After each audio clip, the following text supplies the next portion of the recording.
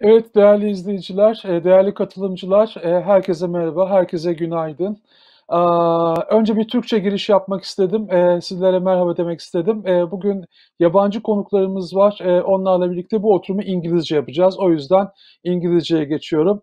Good morning everybody, good morning all the participants of our Congress. Welcome to this very special section on Turkey and the Belt and Road Initiative in this year 29th version of the Quality Congress. I have a very distinguished lineup of speakers today with me, and we have our colleagues from China and also our Turkish colleagues. We'll be talking together about Turkey and the Belt and Road Initiative and Chinese investments in Turkey.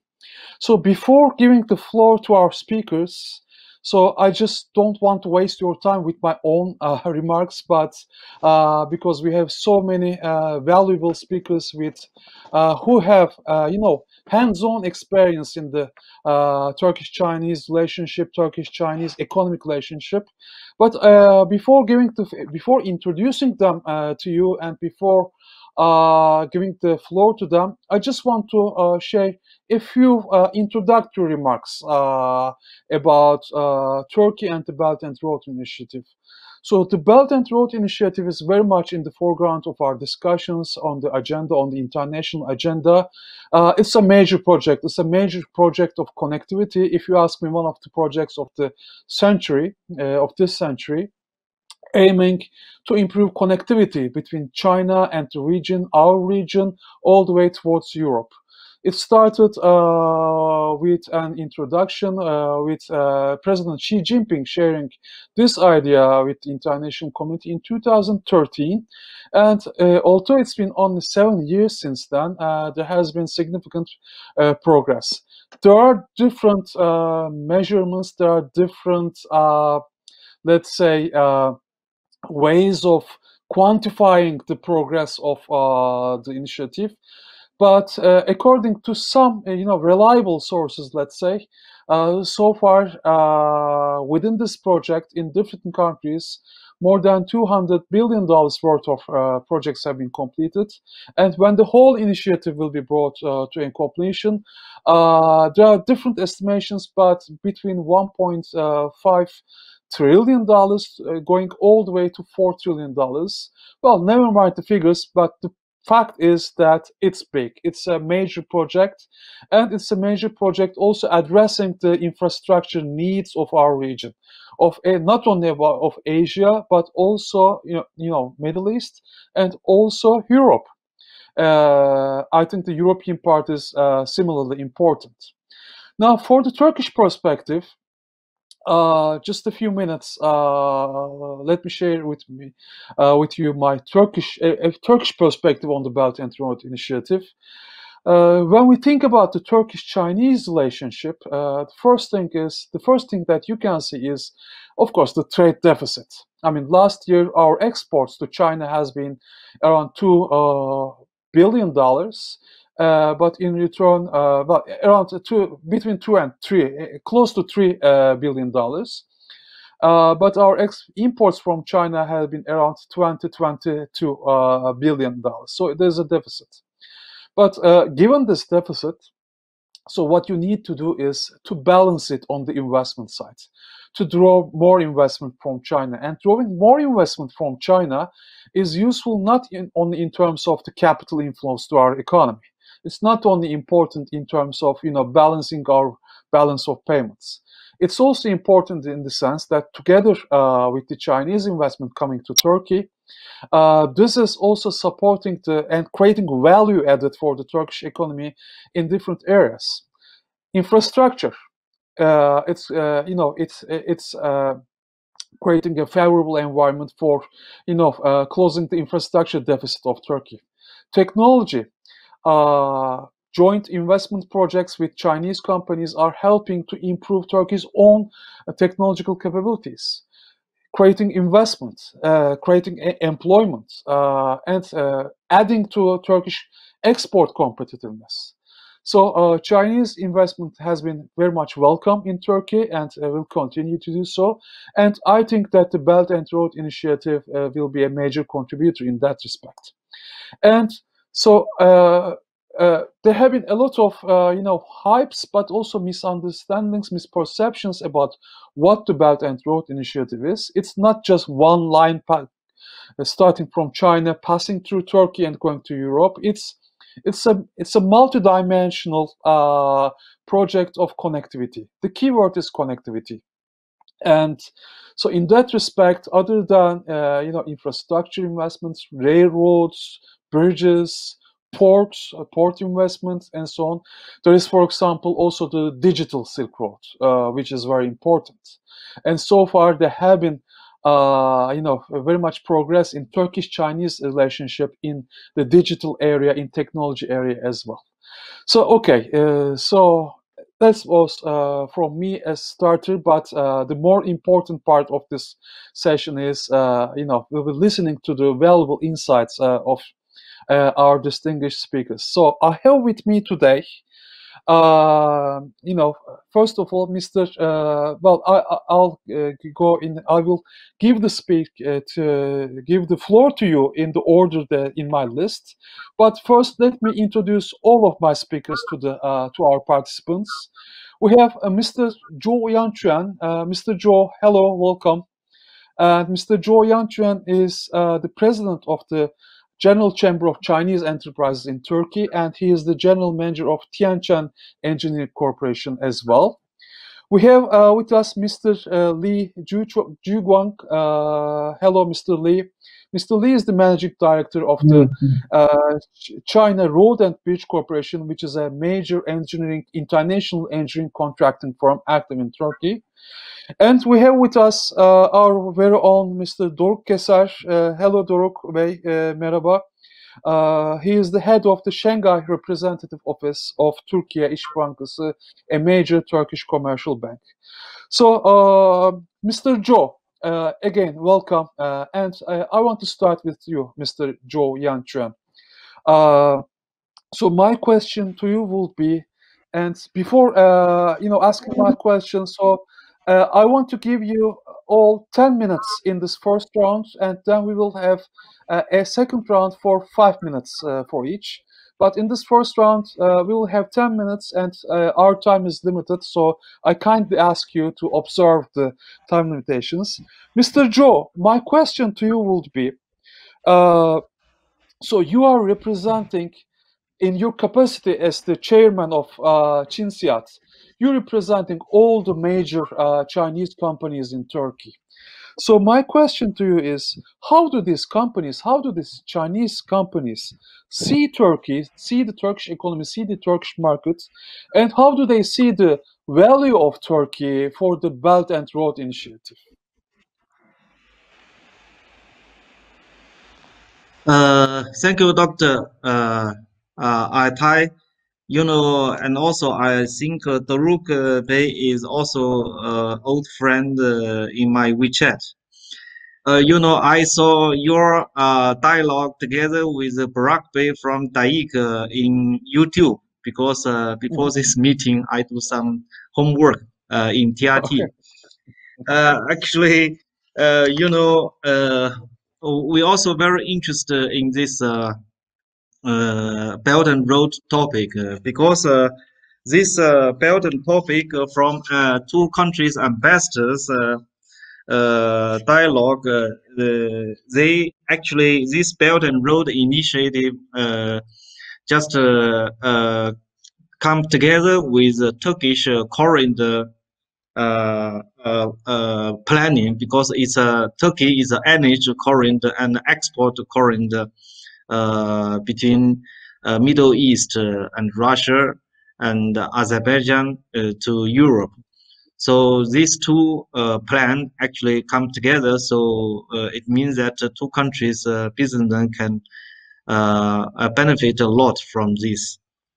So you just asked me two questions: how our Chinese businessmen see environment in Turkey. And actually, I think my position is the same as Mr. Doruk KESER in Shanghai. We are in Ankara. Actually, we have the same feeling. I'm in Ankara for 5 years, so more and more familiar with the Turkish market. Actually, we have this feeling in Turkey. Actually, Turkish people and Chinese people, two nations, are same. They have same features, very hardworking. And Turkey, because in this region, very, very important strategy. So that is why in past, I think 10 years, ICBC banking and Bank of China, and also, for example, Huawei and China Power, and they all established their regional or research center in Turkey. And also, you know, CSUN for the solar panel, they look at is a springboard to European market. This is a preliminary idea, but you know, when you enter into Turkey market as a foreign investors, actually we have found that the Turkish contractor industry is very booming. It ranks second after Chinese group in ENI list. And also, you know, so actually Turkey, the main export country, not only European, but face to Russia, CIS countries, and also Middle East, also the Muslim whole country, all Muslim countries, and also for the Africa. So actually, we hope that through the Belt and Road Initiative, Chinese companies and Turkey companies can found good cooperation opportunities in third country market, and we will help Turkish made in Turkey dream to come true more and more. For example, 1 month ago, Kalyong, the solar panel, the whole complex, integrated complex, already established by through the cooperation with the CTEC. Actually, the previous cooperation is with I think with Hanwha from Korea, but their cost much higher. But Chinese companies, CETC, have helped this dream come true. And other things, I think the most important for Turkish business to benefit from, actually, I have different feeling about these two countries defects, as the doctor just mentioned. Actually, these defects just from my point of view, a larger portion of this profit or margin was earned by Turkish businessmen, because they import some middle product or raw materials and export to other countries. This is not by Turkish, by Chinese businessmen. So this is a mutual benefit. So I think Mr. Doruk is from expert from banking system. Actually, from at the right moment, because the Turkish lira is very bad situation. So two countries company can make full use of the two countries currency exchange systems to benefit the cooperation between two countries. But you know, Turkish businessman is very smart and very intelligent. Actually, Chinese BOT or BOOT or PPP actually can learn a lot of lessons from Turkish counterpart. So my point of view is that we can learn from each other, and FDI is so important, but the most important is how to we work together to make a Turkish businessman or Turkish economic can create the blood by himself, fresh blood. And also Chinese is learn a lot from Korea and Japan and US for the high technology creation. This is very important. This is the engine for everything. So currently, I just express these ideas, share these ideas. Thank you, Doctor. Mhm. Mr. Zhou, thank you very much. Thank you very much.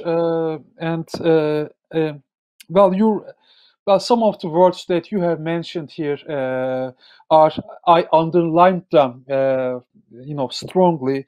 You said learning from each other. You said mutual benefits. I think you said hard working. So yes, the entire information that you have given to us, the insight is very important. But I think we should also have some keywords, leading this relationship. And I think you're very spot on this, learning from each other. I mean, this is how countries have grown. This is how economies have developed.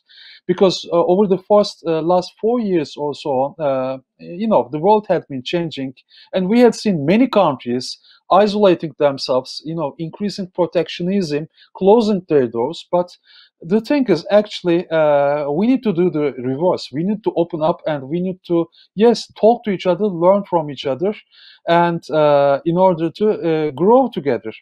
Mr. Zhou, thank you very much. And Mr. Li JUGUANG, well, welcome again. Mr. Li JUGUANG is the managing director of China Road and Bridge Corporation, and which is a major engineering contracting company. And I think the name of your company says a lot of things. China Road and Bridge Corporation. And when I first started, studying your company, I thought that it fits very well with the Belt and Road Initiative. Yes, and so maybe we can start from there. Maybe we can focus on infrastructure work in Turkey within the Belt and Road Initiative, your company's position there, and so perhaps also opportunities for the future in this area. Can you please share your insights with us? Okay, good morning, Dr. Arthur, and good morning, Mr. Zhou, our friend, and good morning, Kesesh Bey. I'm very glad to have this opportunity to share with you about our thoughts and our experience about CRBC and our involvement in Belt and Road Initiative. Maybe you can give me a few minutes to allow me to briefly introduce CRBC. China Road and Bridge Corporation. Our predecessor is the Foreign Aid Office of the Ministry of Transport of China.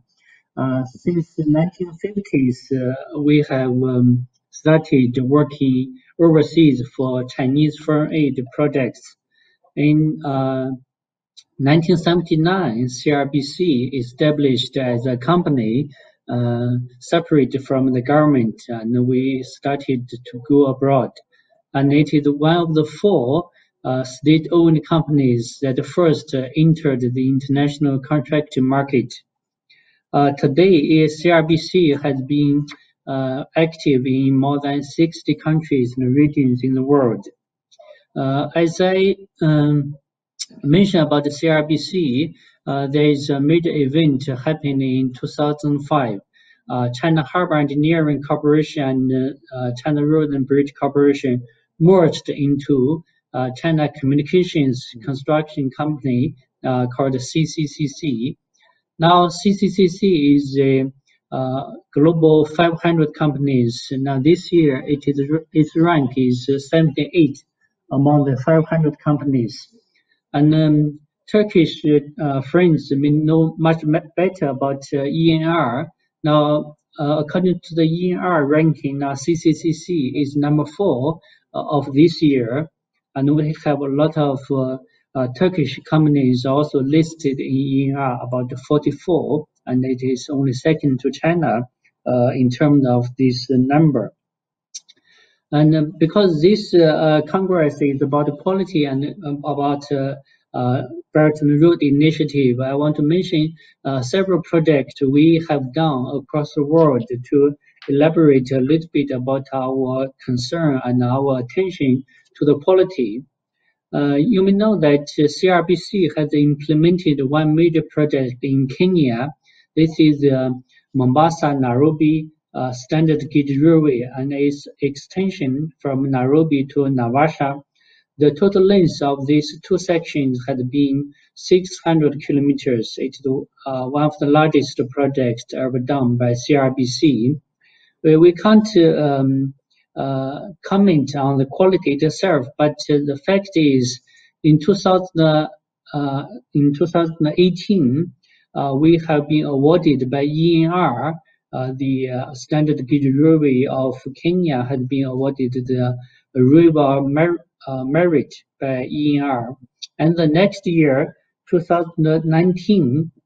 ENR also awarded CRBC for another two projects. One is the Maputo Bridge in Mozambique. It is the largest bridge built by the Chinese companies in Africa. And the other project is in Senegal, the Touba Expressway. It is operating by CRBC also starting from last year. So these two projects also awarded by ENR as the project merit and project best project of expressway. So through these three examples, we can see that CRBC attaches great importance to the quality and also its reputation. Very close to Turkey, we are building the bridge in Croatia. It is a bridge linking the peninsula of Parasites, which will bypass the Bosnia and Herzegovina if this bridge is built. Last April, when the summit of China and Central and Eastern Europe was held, our premier and his counterpart, the Croatian premier, jointly inspected the bridge. So it gave very high comments for CRBC's performance. Through this, we can see that CRBC has completed a lot of projects in the world. And recently, we have been awarded 3 hospital PPP projects in Chile. This year, although it's very tough and difficult for CRBC, but we have made a breakthrough in Chile, in Morocco, and other parts of the world.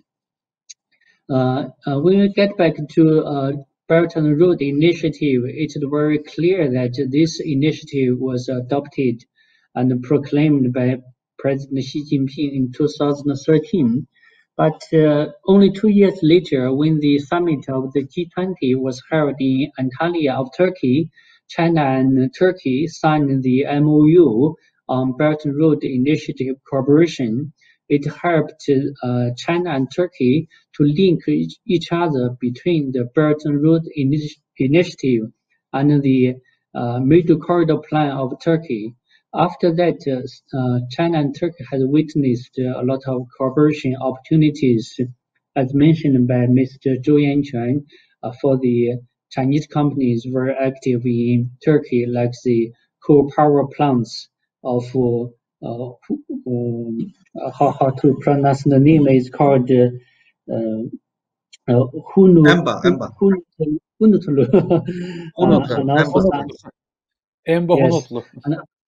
and also some gas storage project, and also the investment of COSCO and COSCO shipping for the Krum port.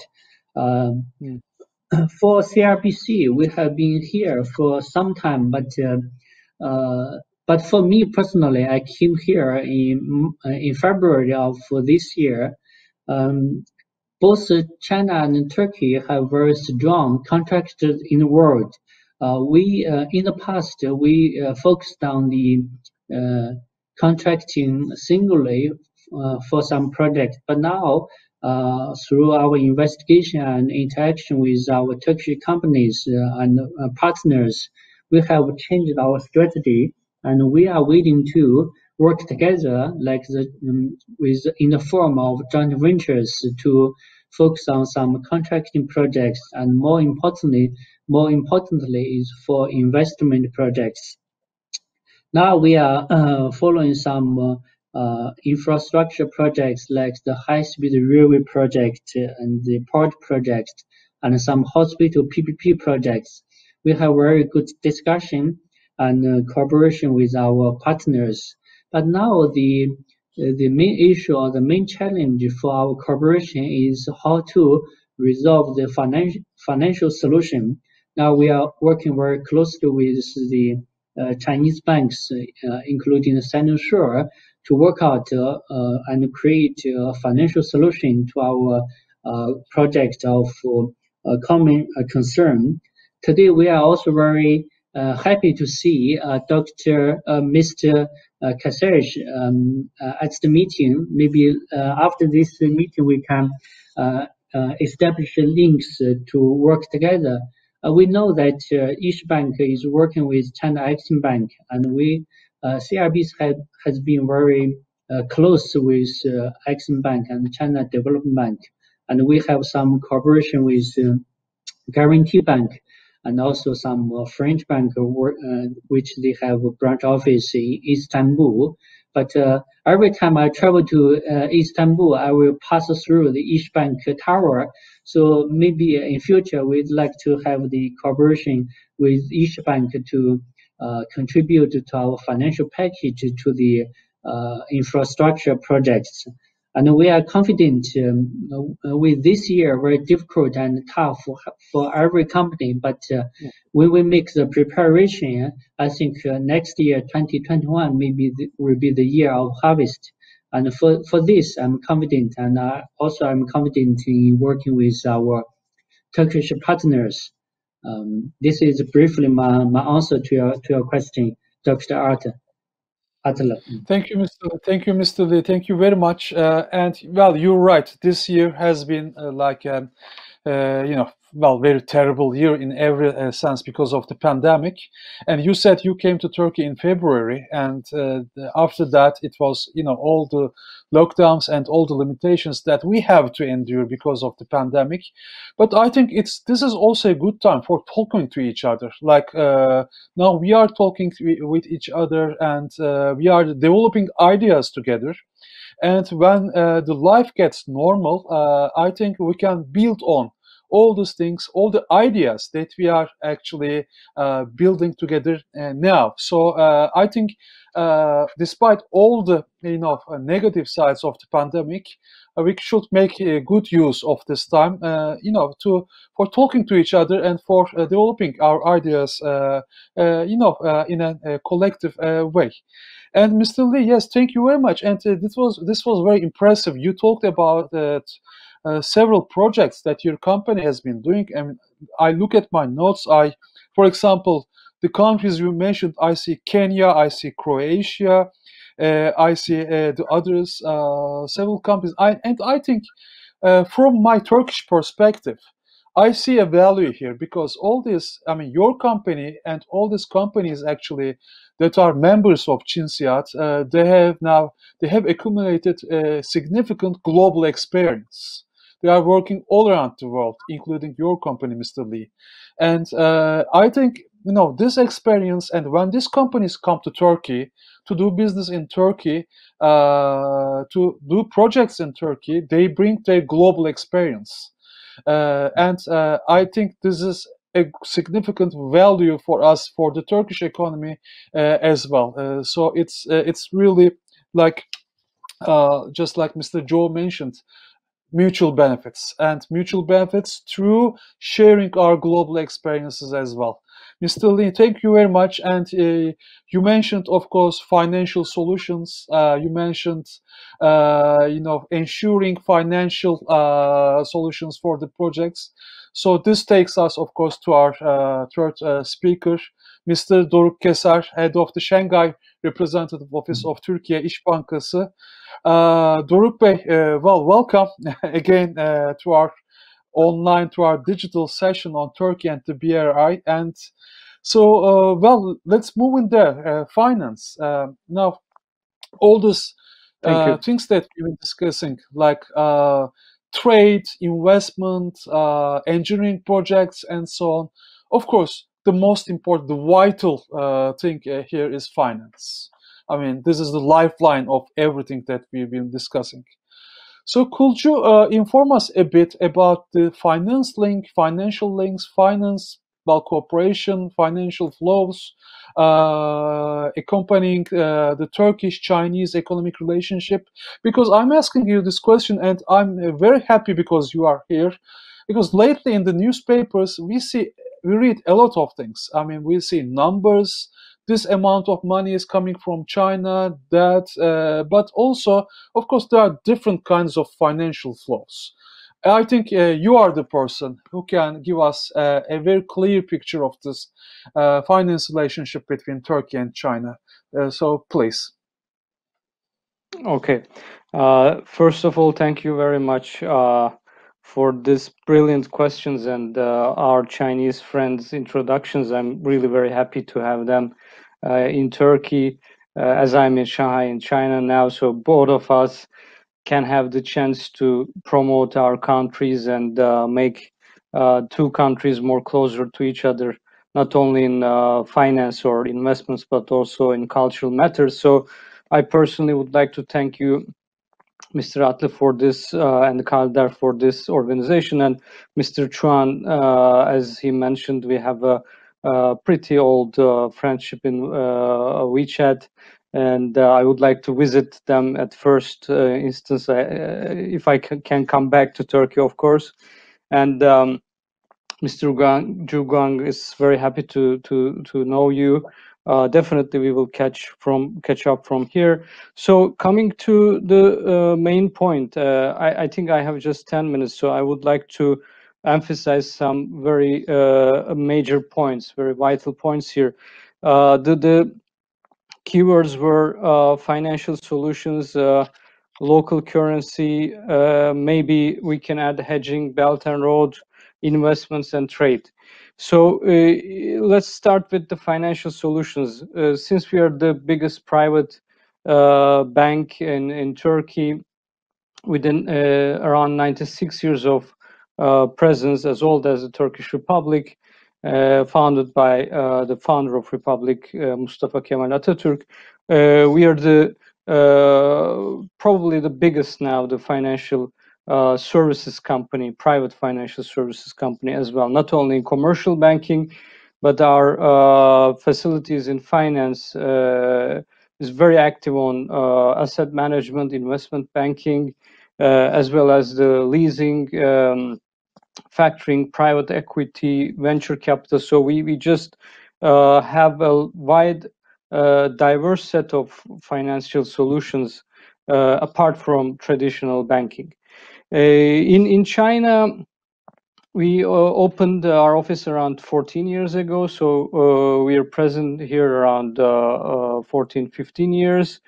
Our primary, I'm here for the last 5 years, and our utmost goal and the primary responsibility is to get in close contact with the financial institutions here in China. And in that sense, we have 41 banks in our close partnerships in China, not only the state-owned banks, but also tier 2 banks. And as Mr. JUGUANG or Mr. Chuan mentioned, Export-Import Bank of Exim Bank of China, Development Bank of China, and Credit Insurance Company of China, Sinosure. So we all have very good partnerships with these players, and they are the key players in Belt and Road activities when it comes to Chinese outbound investments. Putting that aside, we also have recently Alipay and WeChat Pay in our ecosystem to support also not only the investment side, but also the services flows to Turkey. So it's in my opinion, it's a key milestone for cultural and tourism gains for Turkey. Now we accept WeChat Pay and Alipay in our systems, and our merchant network, 500,000 of merchants can use their POS machines to get their flows from Chinese tourists. So it's also in my opinion, a very important development recently. Coming to the financial solutions, yes, as Mr. Atli, you mentioned, we are hearing lots of stories about this bilateral swap agreements between central banks. It's very important because of Turkey being having a more diversified set of financing when it comes to the traditional trade finance and the import flows. So within the scope of this swap line between People's Bank of China and the Central Bank of Turkey, there is a line currently running 12 billion renminbi and around 10.9 billion Turkish lira, which can be used by the Turkish importers or Chinese importers invested in Turkey and getting their materials from China. And plus, this facility supports also Chinese investments in Turkey.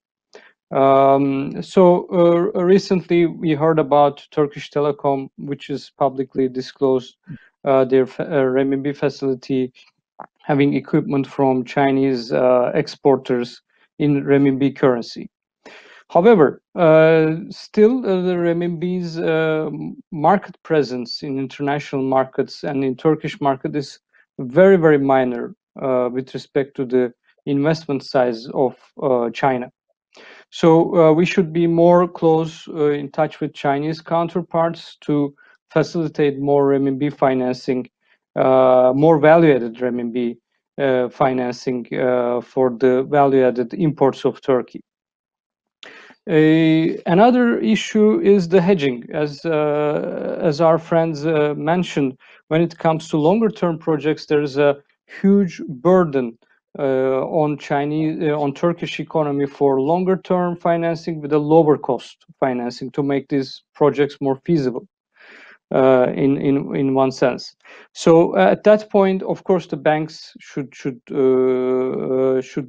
take some risks, take some burdens from the entrepreneurs, and try to find longer-term facilities. In that sense, also İşbank is working with Exim Bank and China Development Bank for longer-term and relatively more competitive prices. So we can discuss more detailed later on if any questions comes from there, and also try to hedge the FX risk, because if Turkey turns from dollar to renminbi, it doesn't releases Turkey from the burden of hedging another foreign currency. So actually, since renminbi is more stronger than ever now in the last five years, only this year renminbi is appreciated around 6% with respect to dollar. So Turkish entrepreneurs, Turkish importers also hedge themselves when it comes to renminbi financing or renminbi terms imports. In trade, let me give some information. Mr. Atli, you already mentioned we have around $21 billion of bilateral trade between two countries. But unfortunately, recently the trade gap, the deficit of Turkey is getting widened. Only this year, first 3 quarters, the imports of Turkey from China is increasing around 19-20%. However, on the other side, the exports of Turkey is not increasing, almost in par with last year. So this is because our composition of imports, exports are not very well diversified. Turkish exports are predominantly just focused on chemicals and natural stone. On the other hand, recently, China is very competitive on machinery and electrical equipments and smartphones. So Turkey's exposure to Chinese technology is increasing a lot in the just for the last 9 months.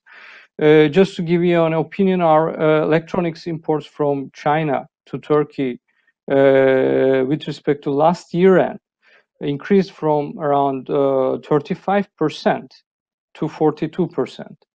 So it means that we are almost out of 100, nearly half of the electronic products are coming from China, and it's increasing very fast recently.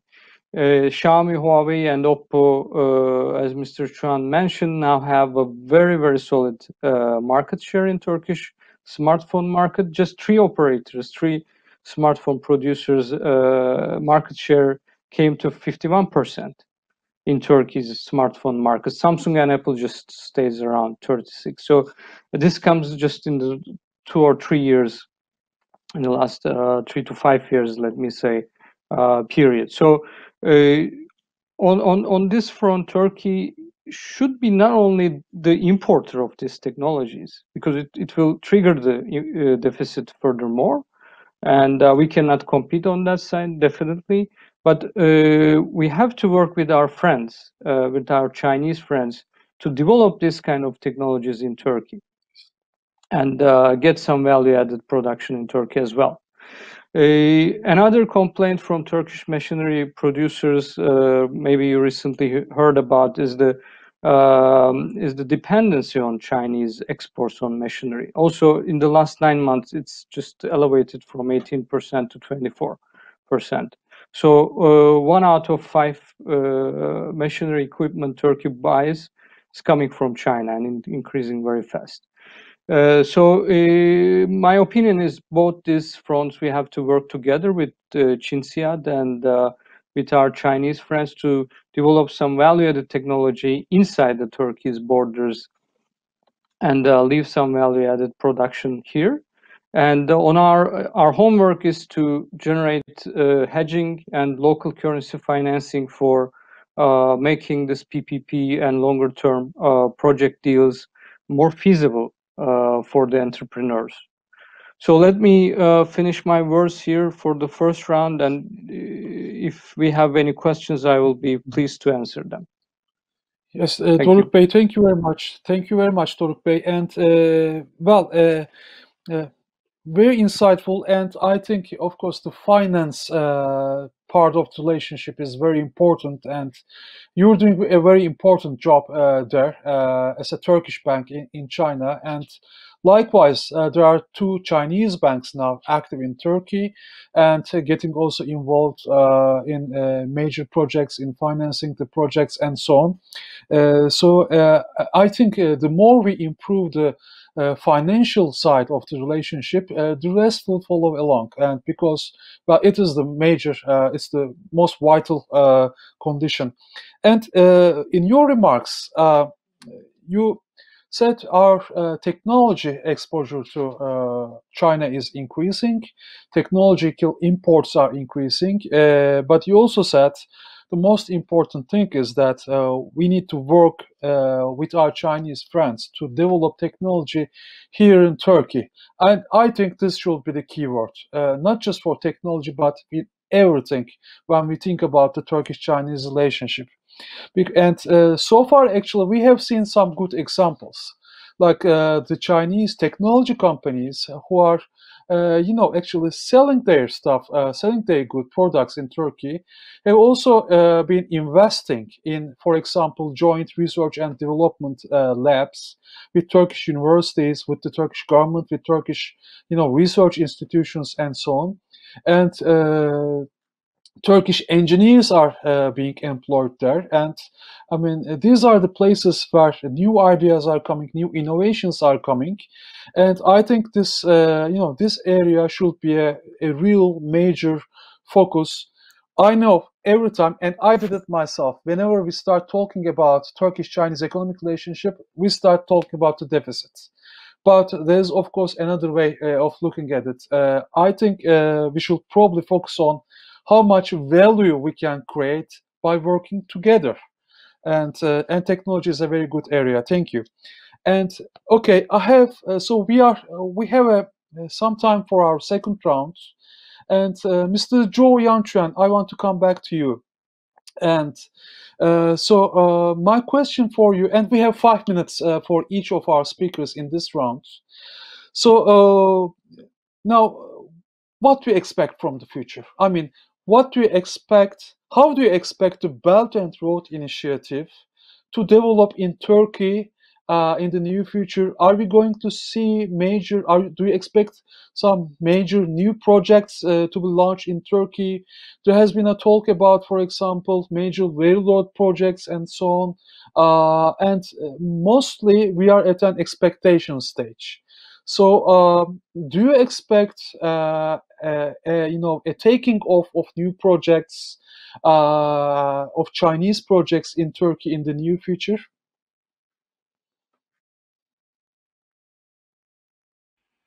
Sorry, doctor. The internet is so smooth. So you can hear me? Yes. Do you hear me now? This quality is not so good. In just 2 minutes, past 2 minutes, the quality is not so good. So okay, I think have deep impression from the explanation of Doruk from Shanghai.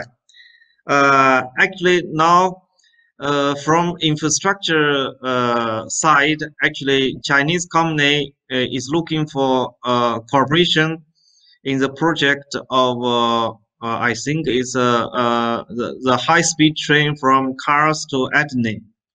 This is the first project. Second project, I think many company is looking for cooperation with local partners in Istanbul Canal project, because the Istanbul Canal project maybe it's a very strong stimulations to the economic development of Istanbul economy.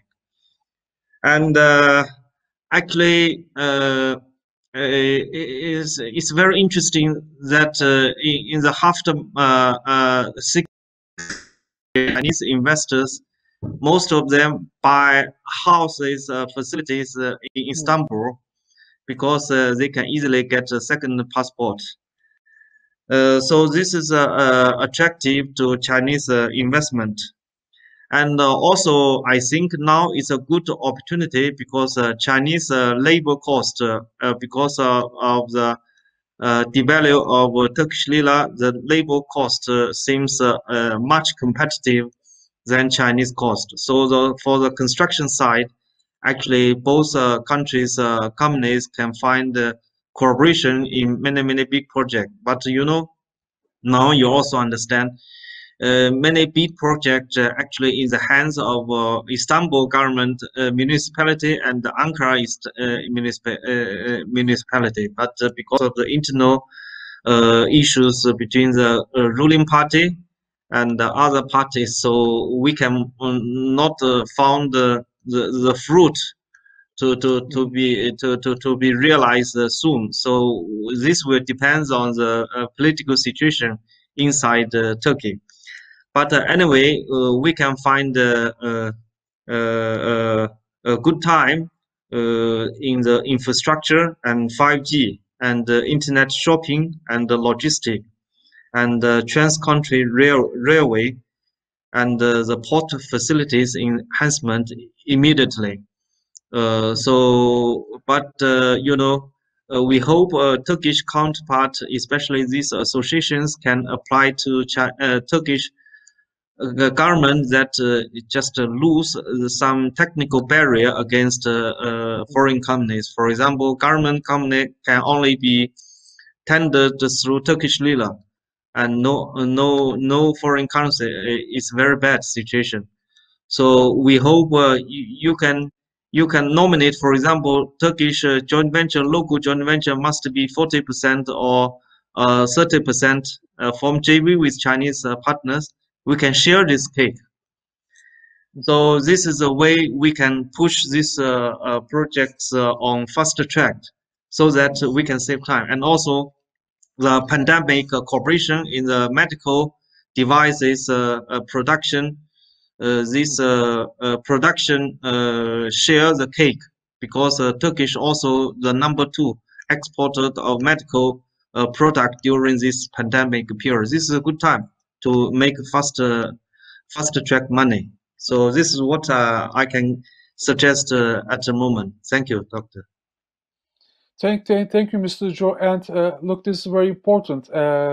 Your member companies, the large Chinese investors in Turkey, Chinese companies, of course, they have certain expectations from the business environment in Turkey. They want to improve their business, and I think Cinsiyat, your association, is the right place. Is playing a very important role in representing them, learning their expectations from the business environment and channeling them and communicating it to the Turkish government, to the Turkish policymakers, and so on. I think we need more dialogue here. I think the Chinese companies, the more they explain their expectations through your association, Cinsiyat, and I think there will be a positive response to that, and this will be good for the both the business environment in Turkey and the Turkish-Chinese economic relationship.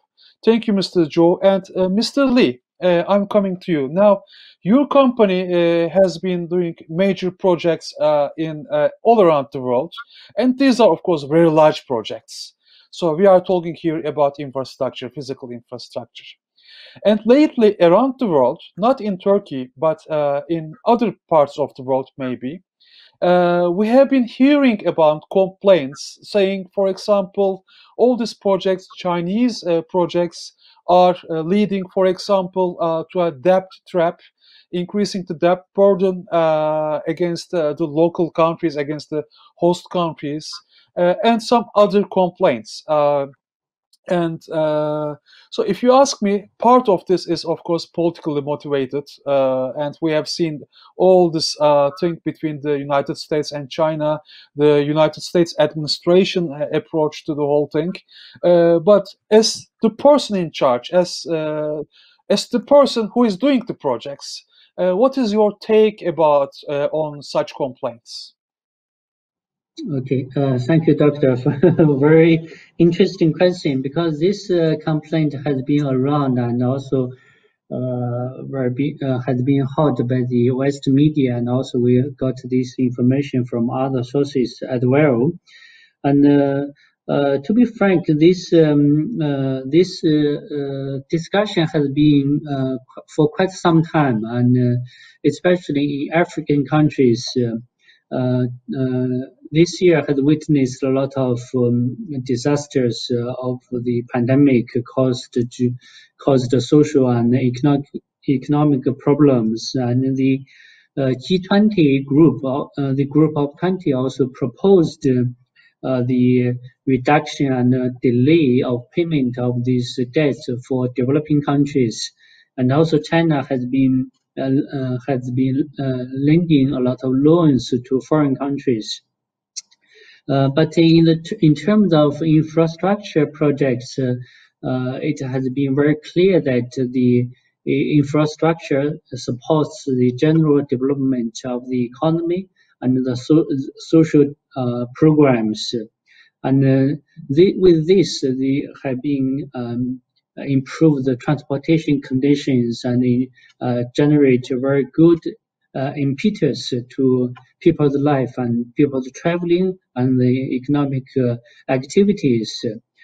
This is the infrastructure, especially transportation infrastructure, has been the pillar for economic growth. And from our examples, like we have done in Africa and other developing countries, like ASEAN countries, this construction for the transportation infrastructures have boosted very positively for the economic growth of the local countries and local people. And to also to improve our confidence and our interaction with the foreign countries, CIBC now has put more and more resources in investment areas, like we have done the project in Senegal, the expressways. Now we are building the BOT project in Kenya, linking the airport to the downtown with our own investment, not increase the debts of the government of Kenya. And also we are investing in Cambodia, the Southeast Asian country, the expressway from capital Phnom Penh to its largest port, Sihanoukville port. Now the total investment is about $2 billion US. So we all investment from CRBC with the involvement of China Development Bank and China Exim Bank. So from this scenario, we can see that Chinese companies, including CRBC, we are investing in the local market and to grow together with the local community and the local economy, and to put ourselves immersed in the development of the general agenda of the government. So we have the confidence to grow together with the local economy and the local partners. We will do the same in Turkey. It's not like we take some resources from the country and leave the country there alone without any development. We are doing the infrastructure. We give them the fundamental support for their economy. So I think this as a fact will be an answer to the complaint of the deaths in some countries. This is my brief answer, Doctor. Thank you. Well, certainly, all these projects are being done, to cover some needs, to respond to some needs in these countries. Well, a bridge is needed, and then you go and build a bridge. So it's about actual people's lives, to improve their lives. So I think that's the right way of looking at this. So thank you very much, Mr. Lee. Doruk Bey, so our last 5 minutes, and there's this point actually you briefly mentioned, and I want to focus on that. Conducting the trade relationship, conducting trade between Turkey and China in local currencies, excluding the third currencies like Euro, US dollar or Euro, but doing it in Turkish lira and renminbi. Of course, this makes sense. I mean, because you reduce your cost, the conversion costs, and so on. But how does it work in practice? I mean, is it really, making some progress? Are companies really doing it, or so? How popular is this practice? Or if not that much, so what can be done to improve this use of local currencies in trade between Turkey and China?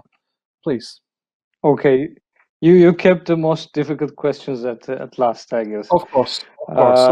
Thank you very much, giving me this opportunity. So let me give you a very broad number about renminbi internationalization, which is also a buzzword, but I guess the timing is very important.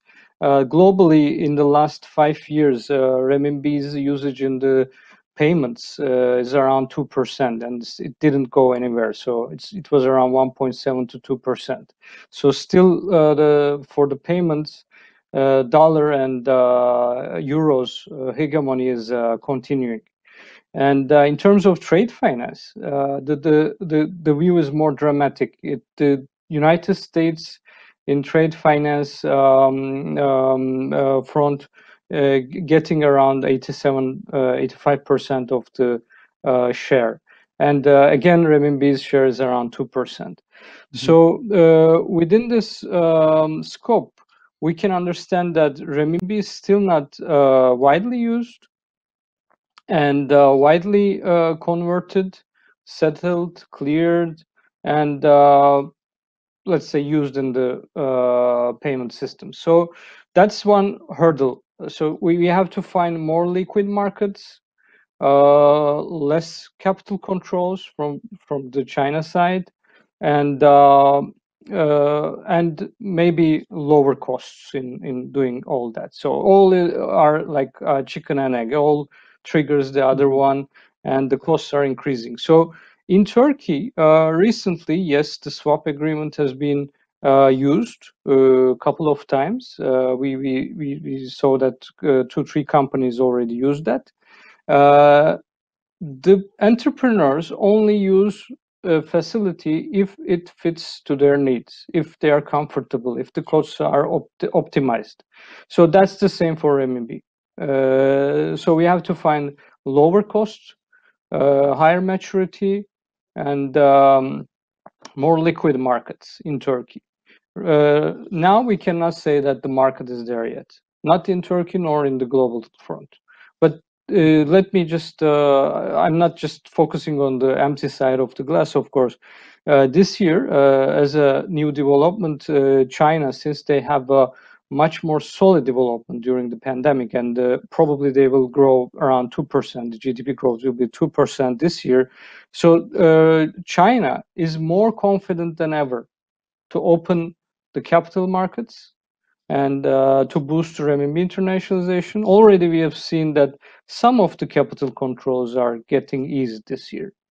So we expect the usage will increase from now on, since China is now more confident in attracting and giving out some of the investments and currency internationalization, dual circulation in the next 5 years growth plan. So we are optimistic, but we cannot say that renminbi is a preferred currency in the tool set now. Well, let us finish with one of the last keywords you mentioned, Doruk Bey, optimism. Optimism, let me combine it with mutual benefits and hard work, and I'm sure we can, on these keywords, we can build a strong Turkish-Chinese economic relationship in the future by keeping up with this dialogue. So, Doruk KESER, Li JUGUANG, and Zhou Yan QUAN, thank you very much. Xie for all your insights. Thank you for attending this session.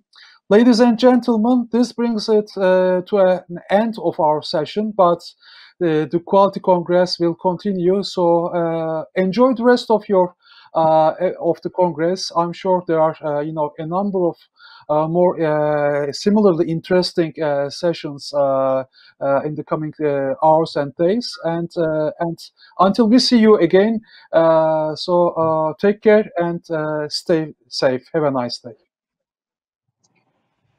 Thank you, Doctor. Bye bye. Thank you, Doctor. Bye bye.